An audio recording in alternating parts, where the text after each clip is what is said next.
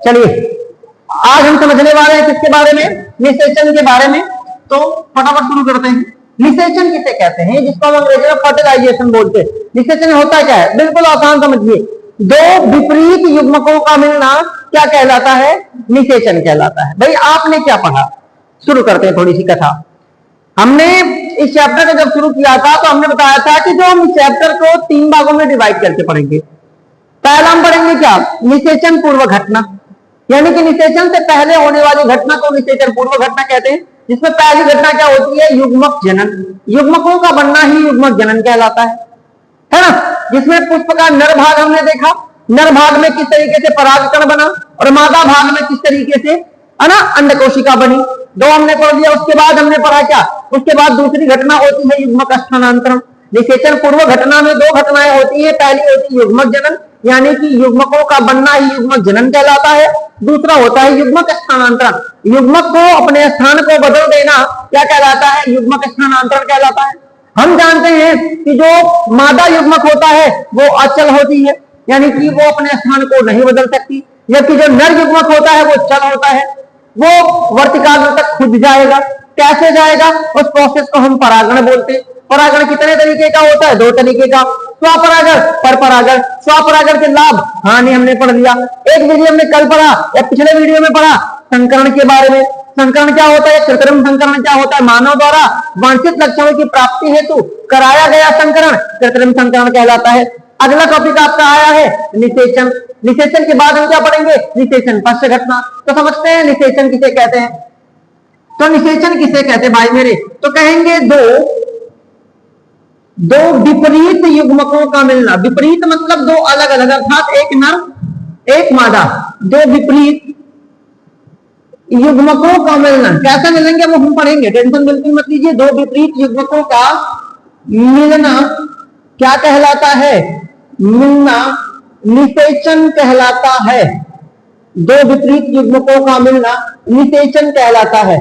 मान लो यह एक नर युग्मक है, मान लो ये नर युग्मक है, मान लो ये मादा युग्मक है। ये दोनों आपस में मिल जाएंगे तो इसी को हम क्या बोलेंगे, निषेचन बोलेंगे। और जो कोशिका बनेगी इसे हम युग्मनज कहेंगे। निषेचन को आप एक और नाम से जान सकते हैं, इसको आप युग्मन भी कह सकते हैं। युग्मन का मतलब मिलना है ना, युग्मन यानी युग्म का बनना ही युग्मन कहलाता है। तो यहाँ क्या हो गया, यहाँ बटन क्या पड़ा, जिसका नाम मैंने क्या लिखा, युग्मनज। यहाँ ध्यान दीजिएगा, युग्मनज, युग्म माने जोड़ा, यानी कि जोड़ा बनने की प्रक्रिया के दौरान, जा का मतलब जन्म लेने वाला। निषेचन के बाद बनने वाली पहली कोशिका क्या कहलाती है, युग्मनज कहलाती है। निषेचन के बाद जिस कोशिका का निर्माण होता है उसे क्या बोलते, उसे युग्मनज बोलते।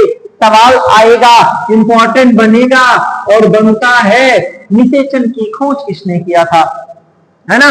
तो बात सवाल बनेगा कि भैया निषेचन की खोज किसने किया था। तो निषेचन की खोज किसने किया था, वो किया था स्ट्रासबर्गर ने। कब किया, नाम याद रखिएगा, गुणसूत्र की भी खोज इन्होंने ही किया था।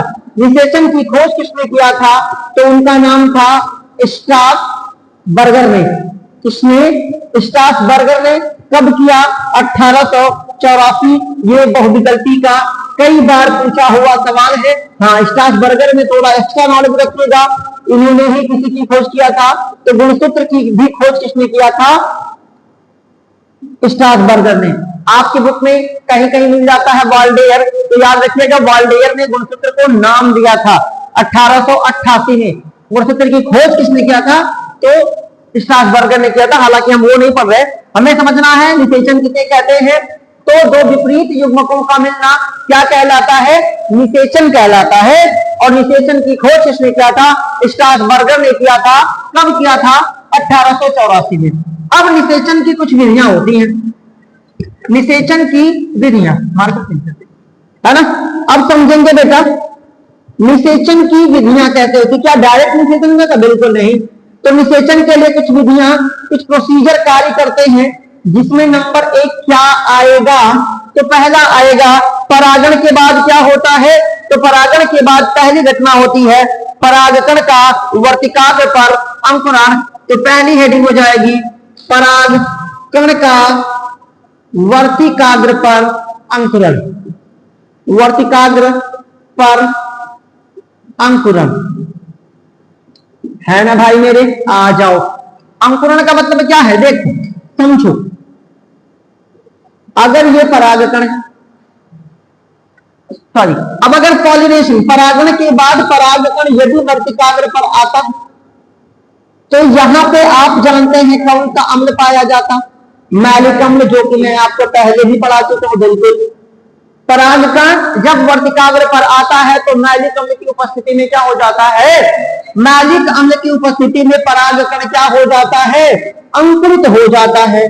परागण के बाद परागकण जब वर्तिकाग्र पर आता है, परागण के बाद परागकण जब वर्तिकाग्र पर आता है तो मैलिक अम्ल को सोख लेता है, क्योंकि वर्तिकाग्र पर क्या पाया जाता है, मैलिक अम्ल पाया जाता है। तो मैलिक अम्ल को सोख लेता है और सोखने के बाद अंकुरित हो जाता है। तो बेटा मैं एक परागकण बना के दिखा रहा हूं, यहां आएगा परागकण और ये हो जाएगा अंकुरित। अंकुरित होने के बाद ये जो अंकुर बनता है इसी को हम क्या बोलते, परागनली बोलते। क्या बोलते बेटा, परागनली। क्यों बोलते, क्योंकि इसका निर्माण किससे होता है, परागकण से होता है। दैट्स द रीजन हम इसे क्या बोलते, परागनली बोलते। परागण के बाद परागकण जब वर्तिकाग्र पर आता है तो मैलिक अम्ल की उपस्थिति में अंकुरित हो जाता है।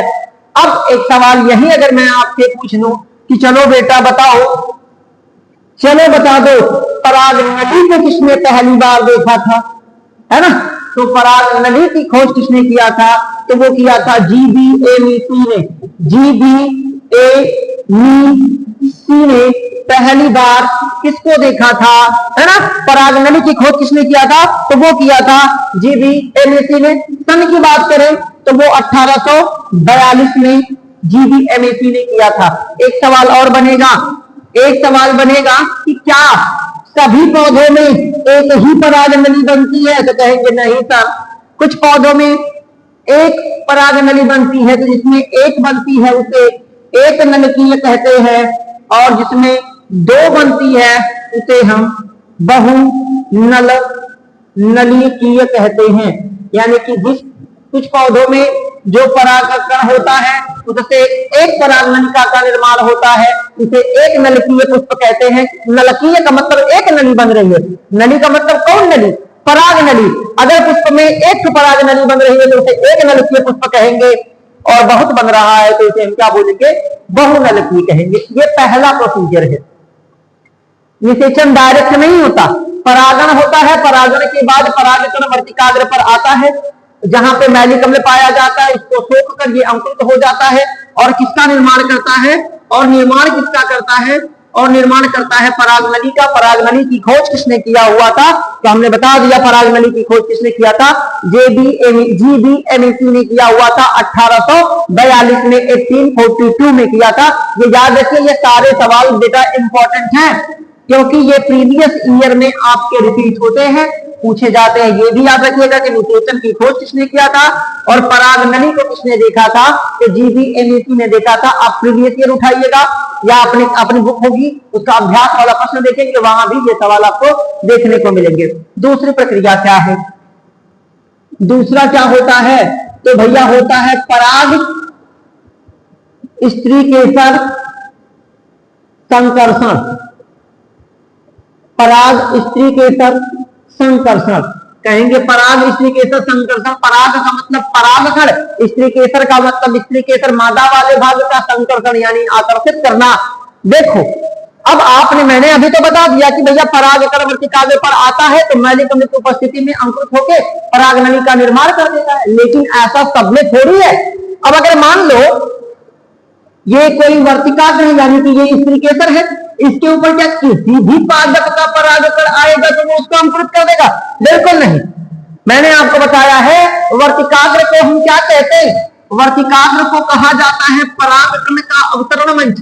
परागकण का अवतरण मंच यानी कि पॉलिनेशन के बाद, परागण के बाद परागकण जब भी आएगा वो कहां आएगा, वो आएगा भाई साहब वर्तिकाग्र पर। लेकिन वर्तिकाग्र की एक खासियत होती है, ये अपने व पराये में क्या कर पाता है, अंतर कर पाता, अपने व पराये में अंतर स्पष्ट कर पाता है। यानी कि अगर परागण के बाद वर्तिकाग्र पर उसी जाति का परागकण आएगा तो उसकी वृद्धि को प्रेरित करेगा। यानी कि उसको पराग नली बनाने में अगर उसी जाति का परागकण, जैसे गुलाब के परागकण वर्तिकाग्र के ऊपर गुलाब का परागकण गया तो उसको पराग नली बनाने में मदद करेगा।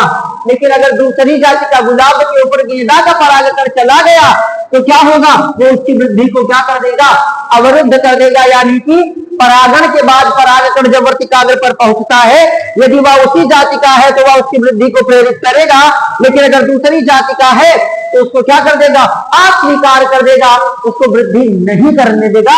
इस प्रोसेस को क्या बोलते हैं, पराग स्त्री केसर संकर्षण।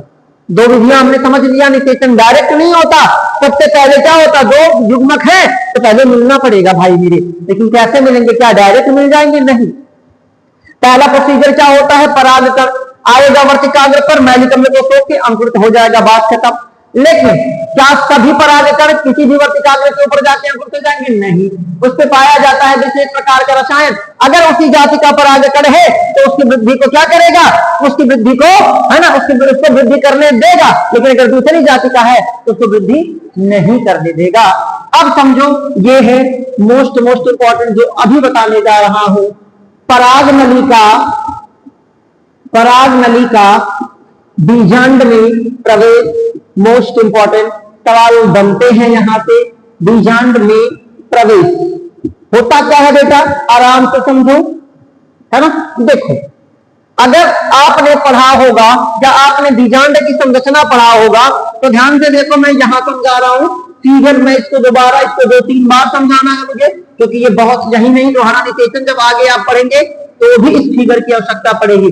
चलो बेटा, परागण के बाद परागकण वर्तिकाग्र पर आ गया। अगर आपने बीजांड का फिगर बनाया है तो इसके अंदर ऐसा कुछ होता है बीजांड, इसके अंदर ऐसा कुछ होता है बीजांड, जो कि हमने पहले भी पढ़ा है। चलो भाई मेरे, इसके अंदर ऐसा कुछ हो जाता है बीजांड। यहाँ 3 कोशिकाएं ऊपर होती हैं, इनका नाम क्या होता है, प्राथमिक कोशिका। नीचे 2 कोशिकाएं छोटी होती है, नाम होता है सहायक कोशिका। एक बड़ी होती है, नाम होता है अंड कोशिका। बीच में 2 केंद्रकों वाला एक संरचना होती है, 2 ध्रुव केंद्रक, है ना। बिल्कुल, तो उतना नहीं हमें पढ़ना है, मैं आपको समझाना क्या चाह रहा हूं। ये देखो कि परागण के बाद परागकण वर्तिकाग्र पर आएगा, अंकुरित होगा, क्या बनाएगा, पराग नली बनाएगा, है ना। अभी ये लाइन तो समझ में आ गया ना कि किसको बनाएगा, जाति सेम होनी चाहिए। उसी जाति के परागकण को क्या करेगा, वृद्धि कराएगा, बाकी दूसरे को अवरुद्ध कर देगा, उसको बढ़ने ही नहीं देगा। अब अगर बेटा परागकण यहाँ आया और पराग नली का निर्माण किया तो इसे एक्चुअल में जाना कहाँ है, बीजांड में जाना है। कहाँ, ये क्या है संरचना, बीजांड की मादा युग्मक किसके अंदर है, बीजांड के अंदर है, यही जाना है। लेकिन जाएगा कैसे, तो आपने पढ़ा है इस वाले भाग को क्या कहते, निभाग, है ना। इस वाले भाग को क्या बोलते, इसको बोलते हैं नाभिका, है ना, या फिर इसे मध्य भाग भी कहते हैं, मध्य भाग। और इसको क्या बोलते, इसको बोलते भाई मेरे बीजांड द्वार। इसको क्या बोलते, बीजांड द्वार बोलते। ध्यान से समझो, आराम से समझो। यदि पराग नली विभाग से प्रवेश करे, परागण के बाद परागकण जब वर्तिकाग्र पर पहुंचता है, मैलिकम्ल की उपस्थिति में अंकुरित होकर पराग नली का निर्माण करता है ना। परागण के बाद परागकण जब वर्तिकाग्र पर पहुंचता है तो मैलिकम्ल की उपस्थिति में अंकुरित होकर पराग नली का निर्माण करता है। पराग नली अगर निभाग से बीजांड में प्रवेश कर रही है तो यही निभाग क्या हो जाएगा, तब ये प्रवेश को क्या कहेंगे, निभागी प्रवेश। क्योंकि प्रवेश कहां से हुआ, निभाग से। समझ रहे हैं मेरी बात को। अगर पराग नली निभाग से प्रवेश की तो उसका नाम हो जाएगा निभागी प्रवेश। यदि यही पराग नली घूम गई और ये यहां से अध्यावरण को तोड़ के प्रवेश कर गई तो इसको हम नाभिकीय, या फिर इसको हम क्या कह देंगे, इसको हम कह देंगे मध्य प्रवेश। क्या कह देंगे, मध्य प्रवेश। लेकिन ज्यादातर जो पौधे होते हैं उनमें जो पराग नली है वो कहां से प्रवेश करती है, बीजांड द्वार से। अगर ये यहां से ना प्रवेश करके बेटा यहाँ बीजांड द्वार से प्रवेश करेगी तो इसका नाम हो जाएगा बीजांड द्वारी प्रवेश। तो अब सवाल बनता है कि पराग नली बीजांड में कहां से प्रवेश करती है, तो कहेंगे सर 3 जगह से प्रवेश करती है। यदि वह निभाग से प्रवेश करती है तो उसे हम कहते हैं निभागीय प्रवेश, यदि वो मध्य से प्रवेश करती है तो उसे मध्य प्रवेश, और यदि वह बीजांड द्वार से प्रवेश करती है तो उसे हम क्या कहते हैं, बीजांड द्वारी प्रवेश कहते हैं। समझ में आ गई बात है। अब इसके बाद क्या होगा, जब ये प्रवेश कर जाएगी क्या होगा उसको हम अगले वीडियो में पढ़ेंगे, क्योंकि वो इंपॉर्टेंट है, मोस्ट इंपॉर्टेंट, जिसमें पढ़ेंगे हम दोहरा निषेचन, त्रिसंलयन, उसके बाद बचेगा भ्रूण वाला, तो वो अगला चैप्टर हम उसको मिला के पढ़ेंगे, क्योंकि हम एनसीईआरटी से पढ़ तो रहे हैं लेकिन हम इसको कई चैप्टर में डिवाइड करके, क्योंकि हमने इसको अभी हमने पढ़ा है निषेचन पूर्व घटना और निषेचन पढ़ेंगे, जो बचा है दोहरा निषेचन त्रिसंलयन जो कि बहुत बार पूछा हुआ है, उसको हम आगे पढ़ेंगे अगले वीडियो में। इसको नोट डाउन करें क्योंकि ये बनेगा आपके लिए इंपॉर्टेंट।